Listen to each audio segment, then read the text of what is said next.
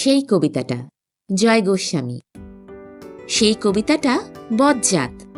সংশোধন করার জন্য যেই না কবিতাটার একটা জায়গা কেটেছি, অমনি সেই ফাঁক দিয়ে একটা গাছ ডাল বাড়িয়ে দিয়ে বলল, কিরে আম কুড়োতে যাবি না? আর একটা জায়গা কাটতেই সেখান থেকে একটা মেয়ে মুখ বার করে বলল, আমি কিন্তু কিচ্ছু জানি না, বিকেলে আমি জামা কিনতে যাবই যাব।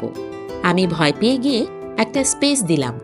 কোনো মতে কয়েক চরণ এগোতে না এগোতেই দেখি আমাকে কিছু না জানিয়েই নিচের স্তবক থেকে উপরের স্ট্যান্ডায় লতিয়ে উঠেছে লাউলতা, পুঁইলতা, মাধবীলতাও।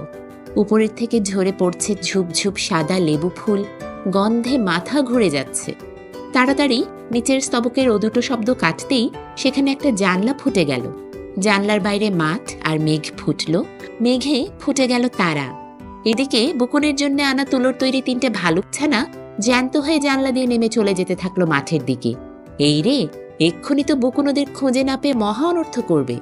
ভয় পেয়ে আমি কারেকশন বন্ধ করে কবিতাটা যেমনকে তেমনই রেখে দিলাম টেবিলে, রেখে স্নান করতে গেলাম। এসে দেখি ততক্ষণে ভালুক ছানারা ফিরে এসে কবিতাটার মধ্যে একটা কাঠের বাড়ি বানাতে শুরু করেছে। মেয়েটা নতুন জামা পরে দৌড়চ্ছে আম গাছ তলায়, আর কবিতাটার একদিকে একটা মাটির দাওয়া বেরিয়ে এসেছে।